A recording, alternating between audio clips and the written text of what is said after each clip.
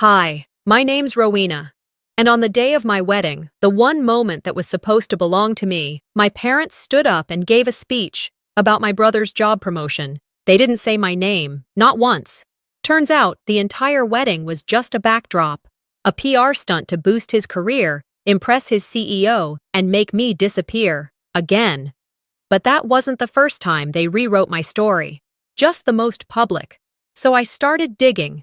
And what I found, a will they buried, a voice memo they tried to erase, and a family who would rather silence their daughter than share the spotlight.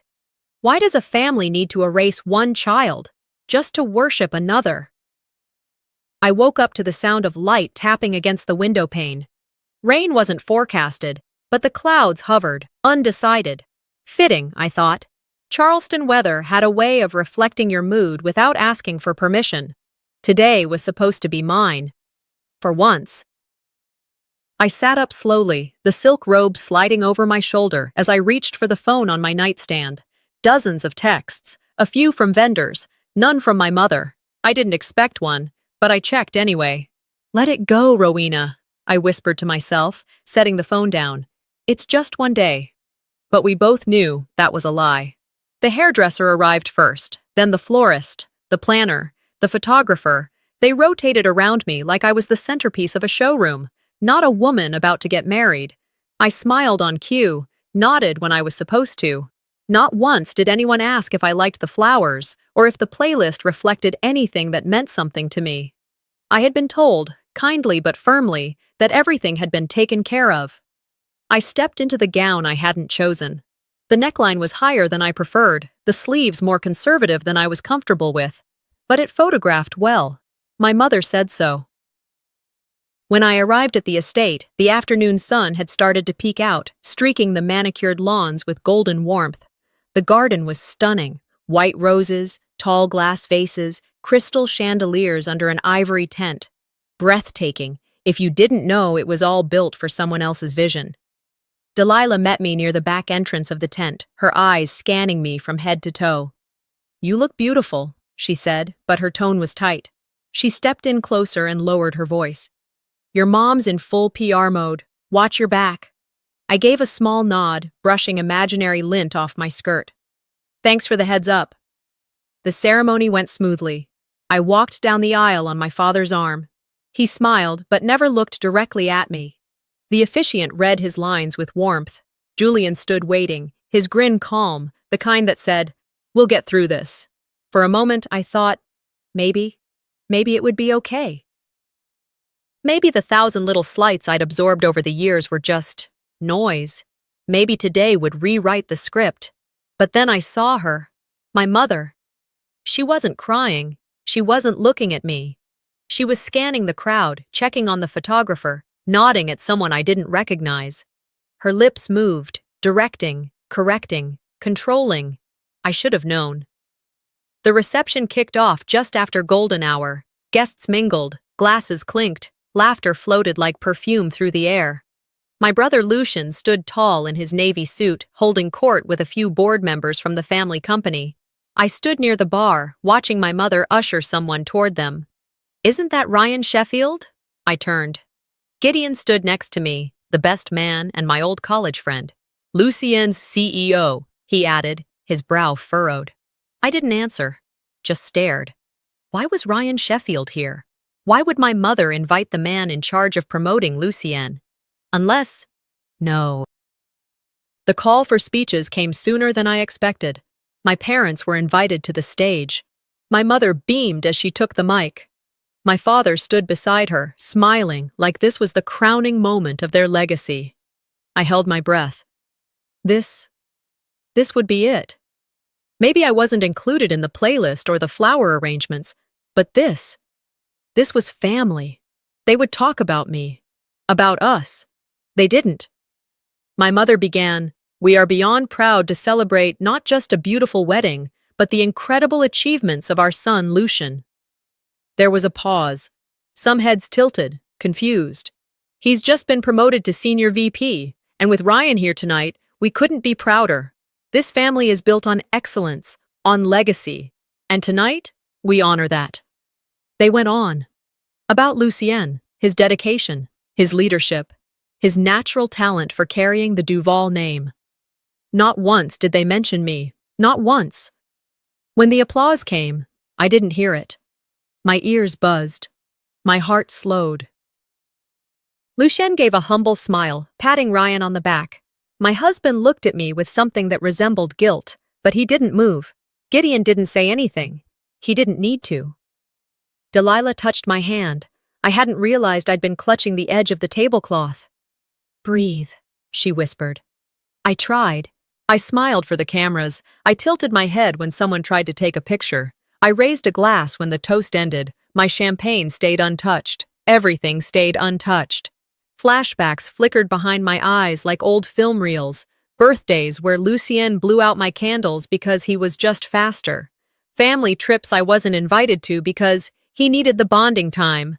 School awards no one came to because Lucien had a soccer banquet. A lifetime of being the afterthought. And tonight? Tonight was the finale. I didn't cry. I didn't scream. I didn't storm out. But when my mother leaned in and whispered, "You should be grateful, Rowena. He's going to run the company someday." Something in me broke. Not loudly, not violently, just cleanly, like the final stitch in a long, painful seam being snipped. I didn't walk out of the reception that moment. I should have, maybe, but I didn't. I stood still, smiling at strangers while my mind retreated somewhere far colder than Charleston's spring breeze. Lucien was being congratulated in all directions. My new husband, Julian, raised his glass at the wrong time, probably trying to look supportive, but missing every beat. I watched him with a strange detachment, like I was looking at an actor in a scene I hadn't auditioned for. The MC made an announcement, inviting everyone to find their seats for dinner. I looked around, scanning for my name among the neatly placed cards on the long banquet tables under the tent. I didn't find it near Julian's, not near my parents either. It wasn't until I reached the far end of the lawn, tucked beside the catering station, that I saw it.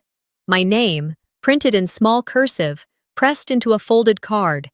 My place was at a table with my third cousins, the kind I'd only seen once, at a funeral, and who still pronounced my name wrong. Lucien was seated at the center, flanked by our parents and Mr. Sheffield, of course, the Duval Royal Court, and I was, well, I guess I was lucky to have a seat at all. I sat down quietly. One of my cousins tried to strike up small talk about a local baseball game. I nodded politely, but didn't hear a word. "Mrs. Cross," someone chirped. I turned. A child, no older than 8, beamed at me from the next table.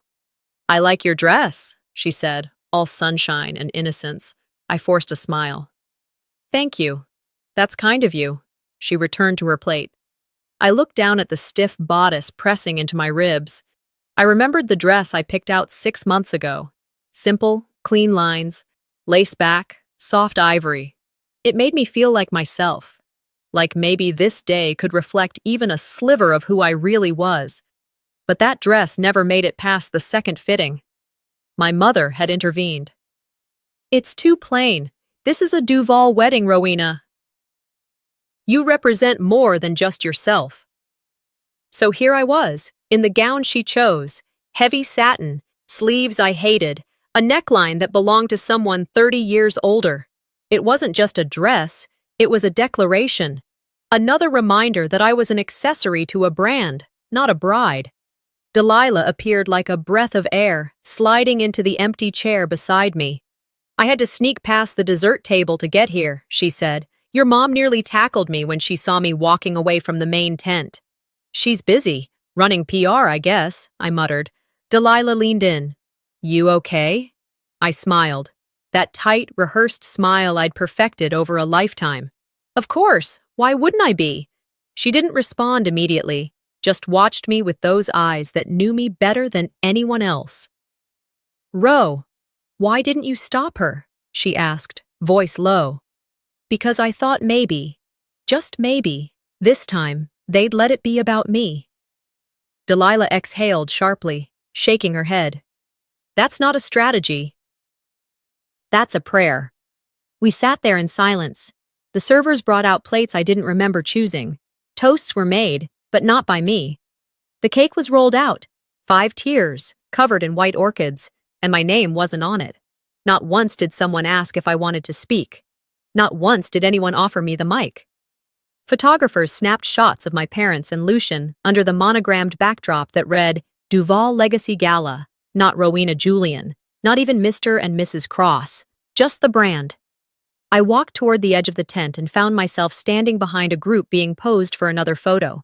The photographer turned slightly, then shifted me further out of the frame. Let's keep the family line clean, he said with a polite smile. I walked away before I said something regrettable. The sun had nearly set now, casting long shadows across the lawn. The lights hanging above flickered on, casting everything in a soft glow, like a movie set that didn't know the lead actress had left the building. I ducked into the house and found the powder room down the hall. Locking the door behind me, I leaned against the sink. My hands were trembling. I stared at the woman in the mirror. She looked polished, well-dressed, flawless even, but I didn't recognize her. Who the hell is this wedding for? I asked softly, not expecting an answer. The silence that followed was louder than anything I'd heard all day. I reached into my clutch and pulled out a folded photo. The edges were worn, the corners soft from being handled too many times. It was from high school, graduation day. I stood in my cap and gown in the middle of the football field, smiling, alone. My parents weren't there. Lucian had a job interview in New York that day, and they decided it was more important in the long run. I remembered how they had said, "You understand, right? We're proud of you, but Lucien's future needs nurturing." They'd asked me to take a photo to send them, so I did. And then I didn't speak to either of them for a week. Looking at that picture now, I saw the same smile I wore tonight. Fragile, pretend, taut. The photo blurred as tears welled. I blinked them away. Not now, not yet. There was no room for self-pity here. Not tonight. I carefully folded the photo back into my bag and wiped my face with a paper towel. Then I stood up straighter and unlocked the door. The hallway was empty, quiet, humming with music from the tent. I didn't know exactly what I was going to do next, but I knew one thing. I wasn't going to sit quietly while they wrote me out of my own story. I stood in that bathroom for longer than I intended, the photo of me in my cap and gown still pulsing behind my eyes even after I tucked it back into my clutch. The music from the reception buzzed in the distance, dull, almost muffled now, but I couldn't bring myself to return. Not yet. Instead, I found a quiet bench just outside the side door of the estate. The sky had shifted to that bruised purple shade that comes just before full nightfall. I pulled the shawl tighter around my arms and let the cool air settle the heat still rising in my chest. The last time I wore white for a ceremony, they didn't show up either. It had been a sunny Saturday in June, the kind of blue sky day where your skin feels warm just by standing still. I remember the smell of fresh-cut grass and cheap perfume from the woman handing out programs. My cap itched. My gown clung to my calves in the heat. I waited at the gate of the football field for my parents. Lucian had an awards ceremony in New York that weekend, a Young Leader of the Year event his company had sponsored. I thought they'd fly back the morning of my graduation. I had even ironed my sash twice, just in case. Instead, I got a text. From my mother. "We're so proud of you, sweetheart. Please send photos. Lucian's event ran longer than expected. Hope you understand." Hope you understand. That was her favorite phrase when they failed to show up. I took the photos anyway, smiling, alone. My friend Janelle's dad took them, awkwardly but kindly, telling me to hold my diploma tighter and look proud. I did my best. I stared into the night now, fingers curled tight around the shawl. I hadn't thought about that day in a while. I'd pushed it so far back I almost convinced myself it hadn't mattered, but it had. The disappointment didn't just sting, it planted something.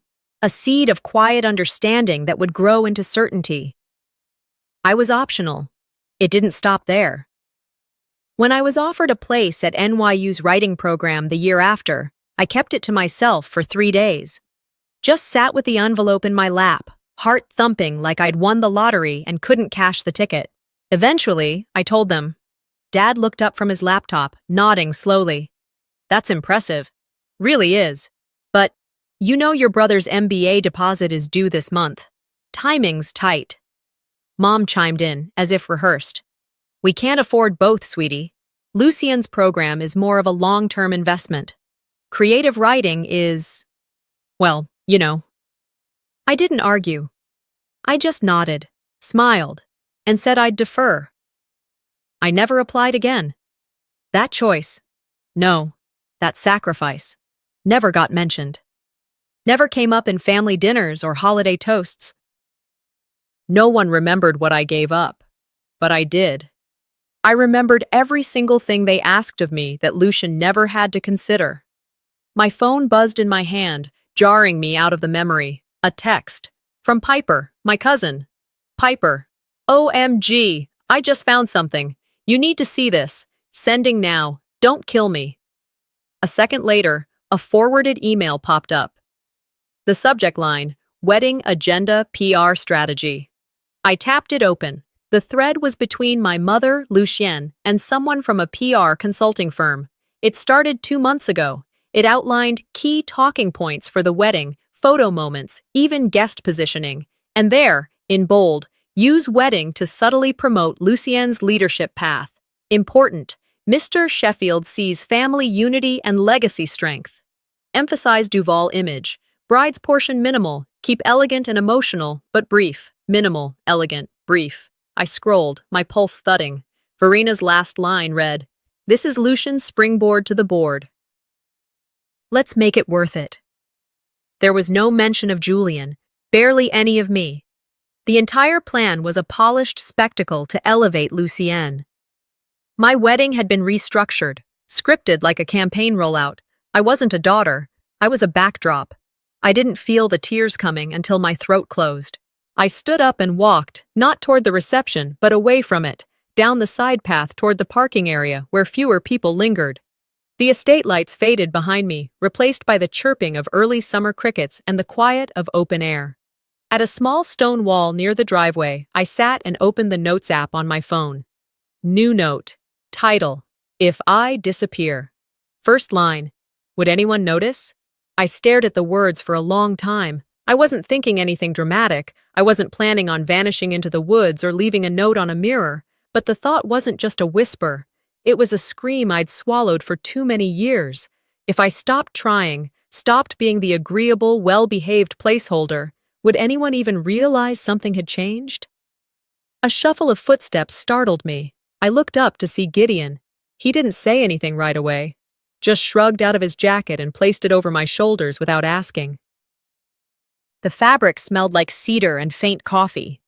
I saw the email too, he finally said. Piper sent it to me. I nodded. I didn't need to explain.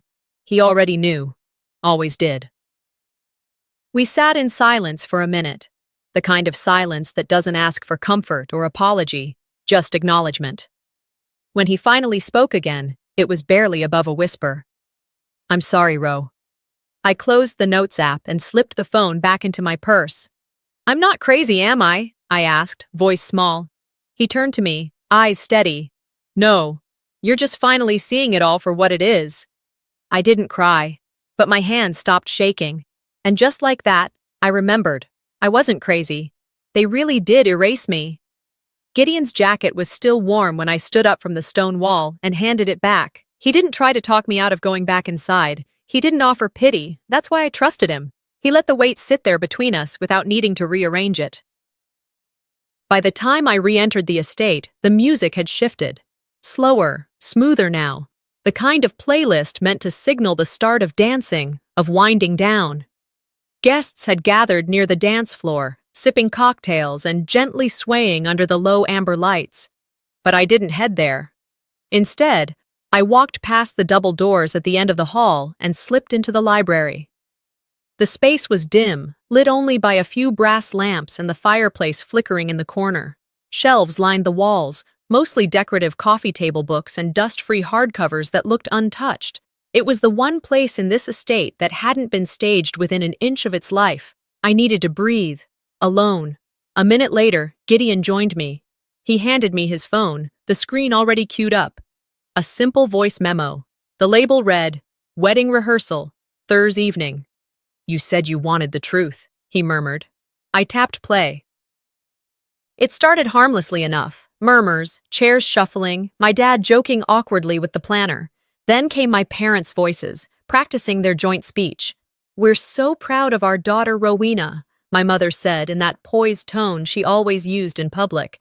She's always carried grace, kindness, and determination, and we're thrilled to welcome Julian to our family. My dad added, she's the kind of woman who makes everyone around her better, especially me. I learned how to listen because of her. I stared at the phone, trying to reconcile what I was hearing with what I'd heard during the actual reception. That version, live and public, had been sterilized, cold, empty, a PR memo disguised as a toast. But this rehearsal, it was warm, personal. It felt real. They had it, I whispered. They wrote it, they said it, and then they changed it. Gideon nodded. I think you know why. I did. They had meant to give me something real, something decent. But somewhere between that rehearsal and the live event, they rewrote the narrative because Lucien's promotion needed centering, because their image mattered more than mine, because I was, yet again, an asterisk in my own story. I stood there, breathing through the hurt as it settled deeper into my ribs. That was when I heard the click of heels on tile. I turned. Verena. Sweetheart, she said smoothly. You've been missing all evening. People are asking. I didn't respond. She stepped closer, brushing imaginary lint off her sleeve. Are you sulking? I blinked once, slowly. You rewrote my wedding day. Her brow lifted, not in surprise, but in amusement.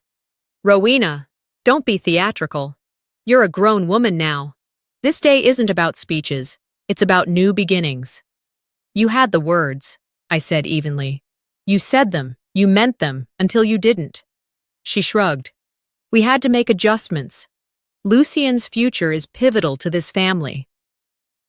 You'll have your own life now, your own name. What matters is what lasts. I felt the temperature shift in the room, not the air, but inside me.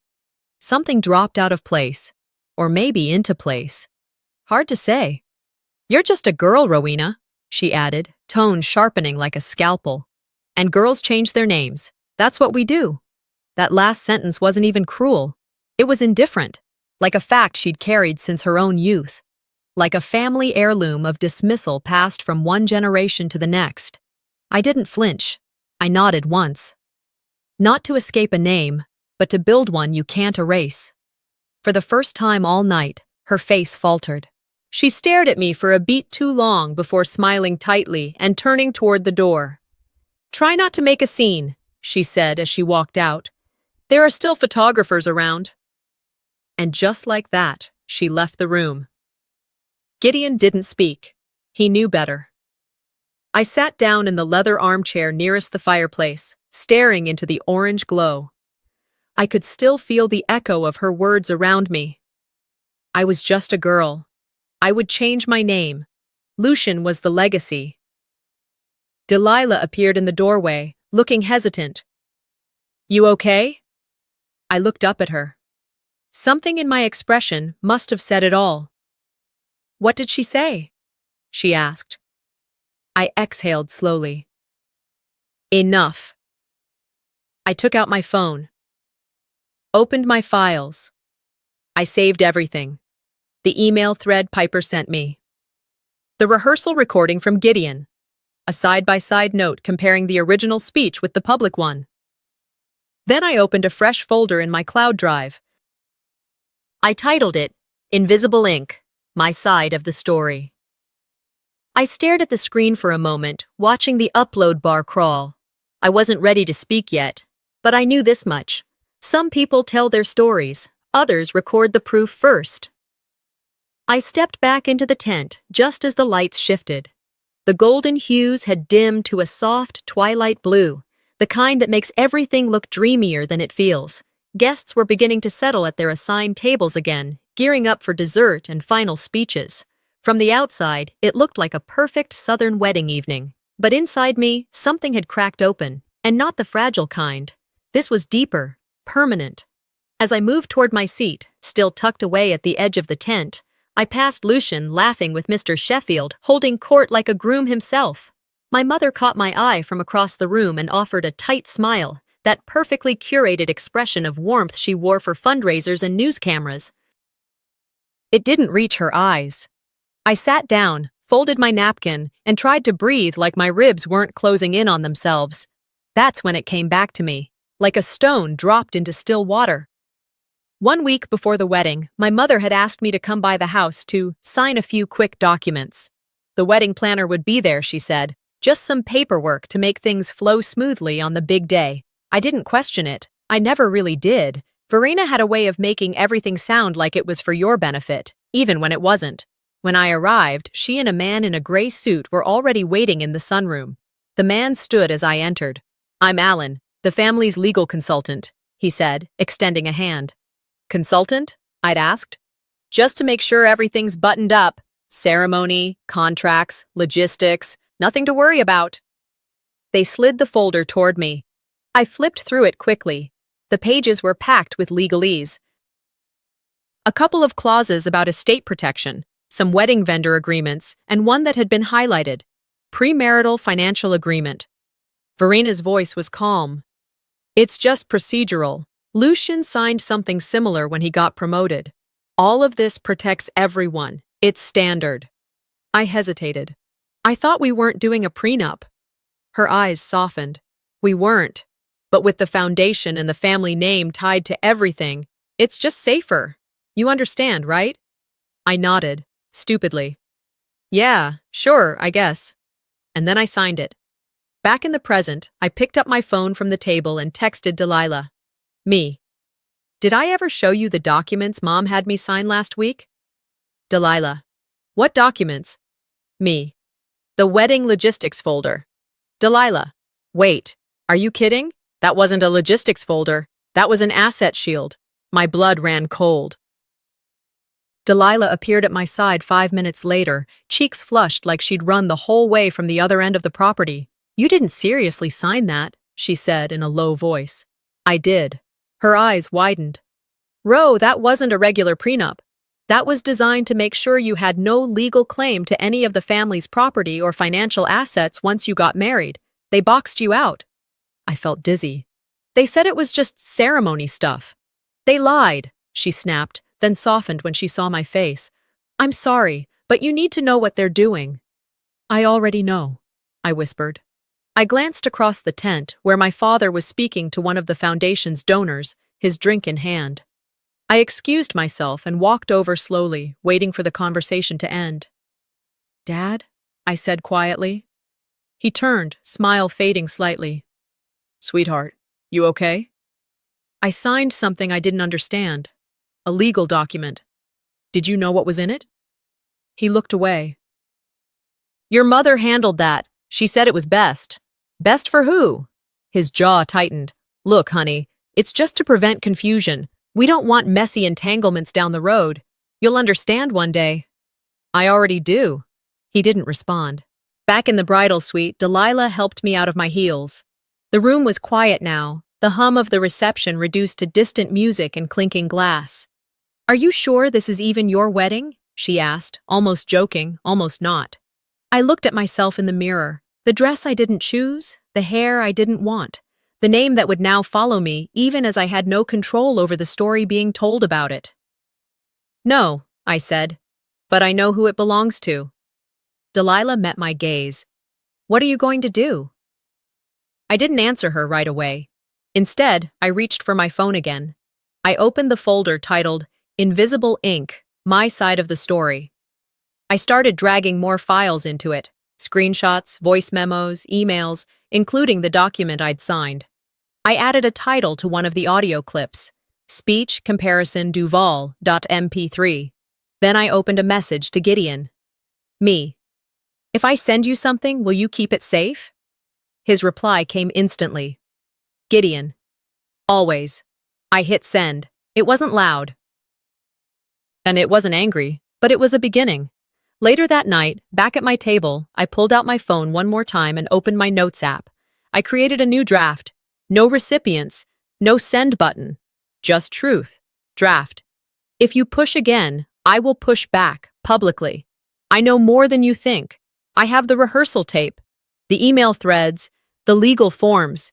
If you keep trying to rewrite me, I will become impossible to erase. I stared at the words, then saved it. They mistook my silence for submission. That was their final mistake. The string lights above the tent shimmered softly as if nothing was wrong. The music had shifted into something jazzy and slow, and the crowd began to scatter into polite groups, laughing, sipping champagne, pretending this night was about love. I lingered just outside the bridal suite, the corridor quiet except for the gentle hum of conversation. My heels clicked once on the floor, then I stopped, frozen by the low sound of voices coming from the small corridor near the catering entrance.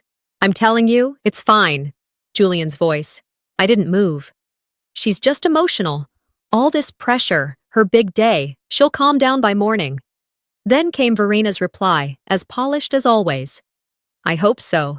This night's too important for the family to be derailed by one outburst. One outburst. One outburst. That was how they defined all of it. The erasure, the manipulation, the theft of a day that was supposed to mark the beginning of something new for me, not just another chapter in Lucian's career portfolio. I stepped into the light. Julian startled when he saw me. Rowena, I didn't know you were... How long have you known? I didn't yell. I didn't shake. I just asked. He blinked.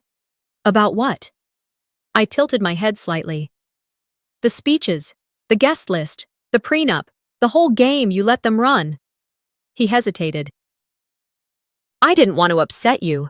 Your mom said it was just to keep things smooth. My mother was already walking away. Of course she was. No interest in confrontation unless it was in a boardroom or behind a podium. Julian reached for me, like that could fix it. I didn't think it would matter that much. I figured once we were married. You figured wrong. I stepped back. Rowena, please, this is your big day. I laughed. Just once, sharp and short. No, Julian, this isn't my day. It never was. It's theirs. It always has been. He looked stunned, but not guilty. Not really. Just inconvenienced. There was nothing else to say. I turned around and walked back into the bridal suite, the dress still stiff around my waist. Inside, I peeled off the gown with quick mechanical movements. My hands didn't tremble. I wasn't sad. I was done. I slipped into the clothes I'd brought for the honeymoon send-off. Dark jeans, a soft hoodie, sneakers I could walk in. My hair was still pinned up, but I didn't care. I tossed my wedding shoes into the trash bin next to the vanity and picked up my clutch. As I stepped out, I didn't sneak. I didn't whisper. I walked right through the tent where guests were now lining up for cake. Some turned. I saw heads tilt, whispers spread. My father raised an eyebrow. Lucian looked like he wanted to intervene, but didn't know how. I didn't slow down. Outside, the air was cooler now. The scent of roses, champagne, and heat lamps clung to the breeze. A set of headlights swung around the corner just as I reached the gravel path near the valet station. Delilah's car. She pulled up and rolled down the window, eyes searching mine for confirmation. I opened the door and climbed in without a word. Ro? Julian's voice behind me. I turned. He had jogged halfway toward the car, stopping short when he realized I wasn't going to make a scene. Where are you going? He asked, hands out. Anywhere but here. He stepped closer. We have guests. We're supposed to cut the cake. I held his gaze. Let the cake rot. Delilah didn't wait for permission. She shifted into drive and pulled away. We didn't speak for several minutes. The streetlights blurred by. The silence wasn't uncomfortable. It was oxygen. At her apartment, she handed me a pair of pajamas, a makeup remover wipe, and a large bottle of water before disappearing into her bedroom to give me space. In the bathroom, I stood in front of the mirror and removed the last traces of the woman they had painted me into. The foundation, the blush, the fake lashes. One by one, they vanished. Underneath it all, there I was. Not angry, not broken, just free. Later, sitting cross-legged on Delilah's couch in one of her oversized t-shirts, I opened my laptop and stared at the folder on my desktop. Invisible Ink, My Side of the Story. I clicked into it. The rehearsal audio, The email threads, the legal forms. I dragged them all into an encrypted drive and hit upload.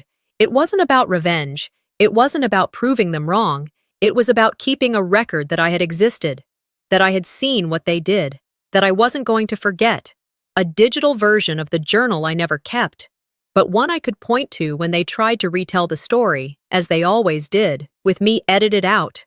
I checked the clock. 12:37 a.m. Somewhere, the DJ was probably playing At Last. My parents were likely spinning tales about how I was just tired, just sensitive, just a little overwhelmed. Lucian would be holding court. Julian, well, I didn't care where Julian was. I closed the laptop, pulled the blanket up around my knees, and exhaled. If they thought I'd just vanish into marriage, they forgot who raised me. By the time morning light filtered through the blinds of Delilah's apartment, I'd already been awake for over an hour. I hadn't slept. Not really. A few moments of dozing, eyes closed, but thoughts sprinting, replaying scenes, rewriting conversations in my head that should have gone differently. I sat at her kitchen table with a mug of lukewarm coffee, hair tied up messily, Julian's ring still sitting in the small ceramic dish next to my laptop. I hadn't touched it since I slipped it off. Delilah moved quietly around the apartment, giving me space, but close enough to step in if I suddenly folded. I didn't. Instead, I grabbed my bag and headed straight for Gideon's office downtown. It was just after 8 when I walked through the glass door of the converted townhouse. His assistant hadn't even gotten her second sip of coffee yet. "I'll let him know you're here," she said. "No need," Gideon called from behind her. "She's always welcome." He looked up from his desk and gestured for me to come in. No small talk, no warming up. "You ready?" he asked. I nodded. "Let's see it." He handed me a thick manila envelope. Inside was a printout of a scanned legal document, my grandfather Silas's will, dated 5 years before he died. I recognized the signature, the seal, the handwriting. But it wasn't the contents that made me sit down. It was the name, Rowena LeClaire, sole heir. I reread the paragraph 3 times, making sure I wasn't missing anything. It was all there, not just the estate, the foundation, the publishing rights to his memoir, his shares in the family business, everything. Lucian wasn't even mentioned? I asked quietly. Gideon shook his head. Nope, not once. Silas was specific. He wanted it all left to you when you turned 30. That was last year. So they've known all this time and ignored it, he said. Or they buried it. I looked down at the document again. A memory surfaced like a rising tide. I was 11, sitting cross-legged on the rug in Grandpa Silas's study. He was sipping black tea, glasses perched low on his nose as he read over a manuscript. I asked him why he never let anyone edit his writing before publishing. Because the story changes when the wrong hands hold the pen, he said. Then he looked at me and added, one day, you'll write your own story, and you'll own the rights to it. I hadn't thought about that moment in decades, but now it sat at the center of my chest, radiating. I returned to Delilah's apartment with copies of everything. We barely spoke as I changed clothes. Nothing fancy, just a crisp blouse and dark pants. Respectable, neutral, ready for war kind of attire. Then I drove back to the estate. The meeting had already started. Of course it had. I wasn't invited, but I didn't knock when I walked into the family room where Verena, Warren, Lucienne, and 2 board members sat. They were mid-discussion, glasses of iced tea already sweating on the table. My mother didn't even flinch. Rowena, she said coolly, we didn't expect you. That much is clear. Lucienne stood up. Look, now's not the time. It is, I said, cutting him off. A chime from my phone buzzed in my pocket. A message from a cousin I hadn't seen in years. Why is your mom telling everyone you had a breakdown? My blood warmed. I turned back to Verena. You told the family I'm unstable? She didn't blink. People ask questions when you disappear from your own wedding night. I stepped closer, gripping the envelope tightly in my hand. You think you can keep changing the story, I said. But I brought the original script. I slapped the will onto the glass coffee table. The sound echoed in the quiet room. Verena's face twitched for the first time. Warren looked away. "What is this?" Lucian asked. "Grandpa's will," I said. "The real one, the one that names me, not you, not the foundation, me." My mother reached for the document, skimming quickly, her lips pursed. "This was outdated," she said flatly. "He changed it." "No, you did," I replied. And then I heard it. Her voice, drifting from the adjacent hallway. Someone had opened the sliding door to the sunroom. "She only got married to have someone to lean on," Verena said casually to one of the guests. "You know, Rowena, soft-spoken. She was never meant to lead anything." I walked toward the doorway. "I didn't get married to be supported," I said firmly. "I got married because I thought I had a family." Every head in the room turned. Verena rose to her feet. "You're being theatrical again." "No, I'm being factual." I stepped back into the center of the room, picked up the will, and held it up. "You rewrote history," I said, "but I kept the receipts." For a moment, there was only the sound of the ceiling fan spinning overhead. Then Verena crossed her arms. "Do you have any idea what it costs to protect this family?" "Apparently," I said. "Your daughter." Her jaw clenched. Warren didn't move. Lucian shifted on his feet, eyes bouncing between all of us, like he was just now realizing the floor beneath him wasn't steady. I tucked the will back into my folder and turned to leave. The room behind me buzzed with tension, voices rising in attempted explanations or backpedaling. But I didn't need to hear it. The Duval name used to mean something. Now, it means war. It had rained earlier that day, the kind of quick, warm Charleston shower that left the brick sidewalks slick and the air smelling faintly of hydrangeas and moss. By the time I arrived at the theater, the sky had cleared, leaving the kind of soft golden light that photographers crave and event planners obsess over. I stood outside the Duval Foundation Gala in a simple black jumpsuit, no jewelry, no makeup other than a single coat of mascara and tinted lip balm. The kind of outfit that made me feel like myself again, unbranded, unclaimed. Delilah waited in the car, parked a block away. She'd offered to walk in with me, but we both knew this was a moment I needed to step into alone. Gideon had already gone ahead to secure his seat, and to be honest, I wanted to feel my feet hitting the marble floor of that place without anyone else beside me, to hear the echo of my steps and know it was mine. Inside, the theater was buzzing. Soft classical music played as people moved in and out of their assigned rows, glasses of champagne in hand. The stage had been transformed into a showcase of Duval excellence, massive portraits of Lucienne with school children, ribbon cuttings, press clippings from the family's ventures. I saw my mother first. Verena was greeting donors, her smile like porcelain, flawless, cold, unshatterable. Lucien stood by the curtain, adjusting the mic on his lapel, nodding to someone backstage. He looked confident, polished, as if the events of the past week had never happened. As if I had never happened. I took my seat 4 rows back, center aisle. Gideon sat to my left, his hand resting casually on a small black speaker tucked beneath his coat. "Showtime?" he whispered. "Almost." The lights dimmed slightly. Verena walked onto the stage to polite applause, standing at the podium like a senator preparing for re-election. "We gather tonight," she began, "to celebrate not only our legacy of service, but our commitment to the future. A future led by vision, unity, and strength of character." She turned slightly. "And no one represents that future more clearly than my son, Lucien Duval." The audience clapped, nodding, murmuring their approval. Cameras clicked. Lucien stepped into the light, waving slightly. He thanked the room, offered the usual platitudes about leadership, community, and continuing his grandfather's work. And then, "Legacy," he said. "That's a word we don't take lightly in the Duval family." I stood. At first, no one noticed.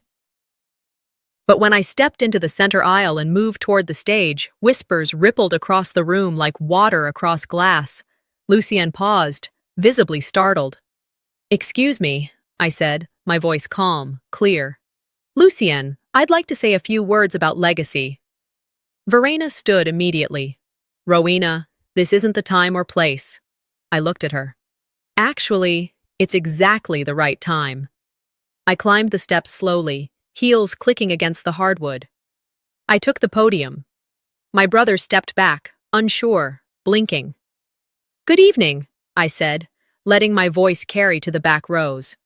"For those of you who don't know me, and I imagine that includes many of you by design, I'm Rowena LeClaire Duval. I was married last week. You might have heard about it, briefly, though if you attended, you might have thought it was a launch party for Lucien's career." Soft laughter from the back. A few gasps. One woman shifted uncomfortably in her seat. "I'm not here to cause a scene. I'm here to correct a narrative." I pulled out my phone. "This," I said, tapping play on the speaker Gideon handed me, "is what my parents originally wrote for my wedding rehearsal." The audience listened as Verena's voice filled the room. Kind, affectionate, personal. "We're so proud of our daughter Rowena. She brings light and clarity wherever she goes." I paused the clip. "And this," I continued, "is what they chose to say on the actual day." I recited it from memory. "We are proud to celebrate not just a wedding, but Lucien's recent promotion. The legacy continues." Murmurs again. Eyes darted from the stage to Verena, whose face remained motionless, her hands folded tightly on her lap. "Here's the thing about legacies," I said. "They're not supposed to be built on silence, or obedience, or erasure." I opened a folder, holding up the printed copy of my grandfather's original will. "This document names me, as the rightful heir to the Duval Foundation and estate, not Lucien, not some restructured board. Me." A hush fell. "You built an empire on loyalty," I said, locking eyes with my mother. "But only for those who obey, for those who fall in line. And when I didn't, you tried to write me out. Again." Verena rose from her seat. "This is enough." Gideon, already standing, clicked another button on the speaker. Verena's voice filled the room again, recorded from that hallway just days ago. "She's just a girl. She only got married to have someone to lean on." Several guests shifted. Some stood. One board member looked down, face pale. "Tonight," I said into the mic, "I'm not leaning on anyone." I stepped away. Lucien was frozen. Verena's expression had cracked. I walked past the front row, through the center aisle. This time, no one stopped me. No one even moved. Outside, Delilah waited with the car running. She opened the passenger door as I approached. "You okay?" she asked. I slid into the seat, letting the silence of the city night surround me. "No," I said, "but I'm free." I didn't burn the house down. I just turned on the lights.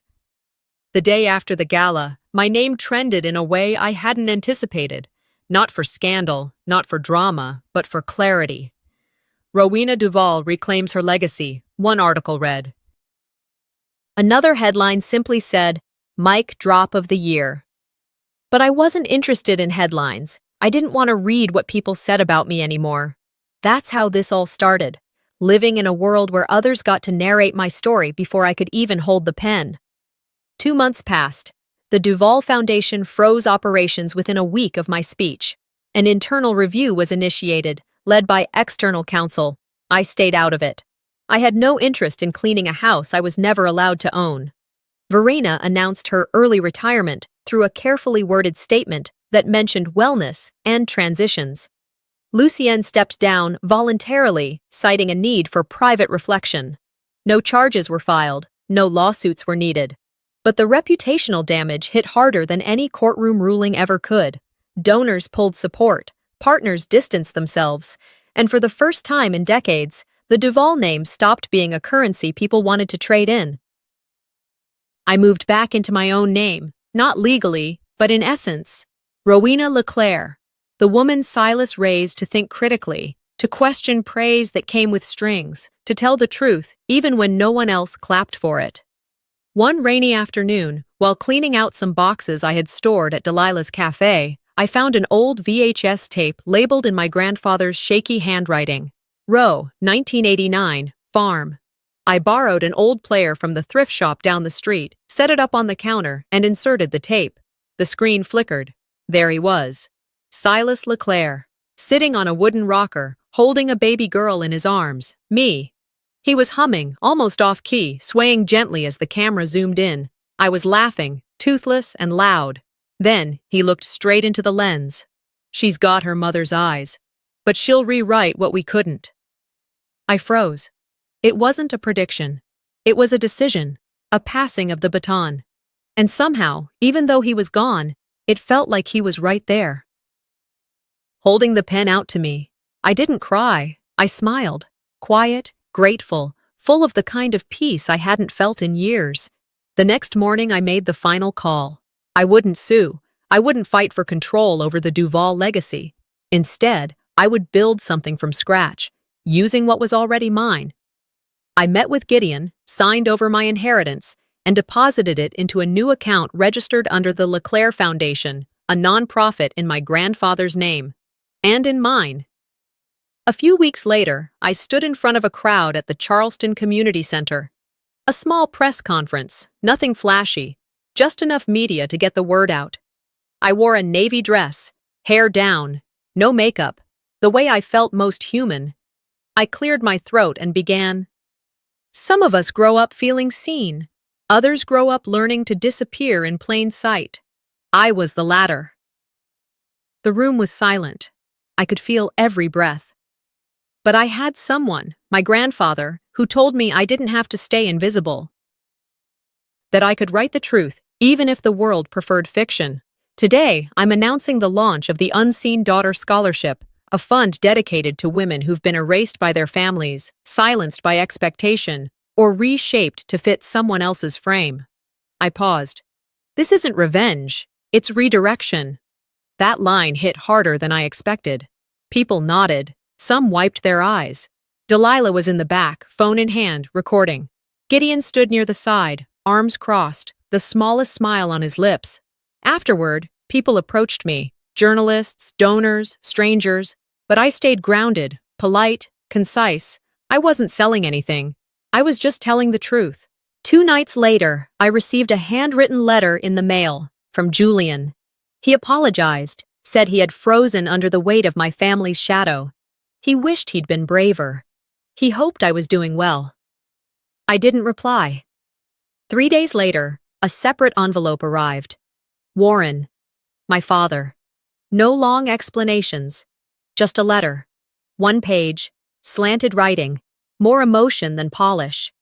I should have stood up for you. I didn't. I won't ask for forgiveness, just a second chance to listen if you ever feel like talking. I read it once. Then I walked outside and burned it in a tin dish on Delilah's back porch. The flame curled each word into ash. Some truths are better left unpreserved.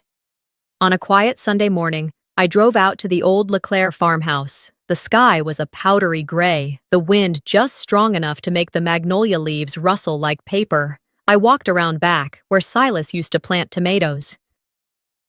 Delilah and Gideon met me there, along with 4 young women from the first scholarship class. We each held a small plant in our hands. Mine was a white magnolia. I knelt down, dug the soil, and gently placed the roots inside, packed it with care, watered it. Then I stood. The wind picked up slightly. The scent of soil and spring filled the air.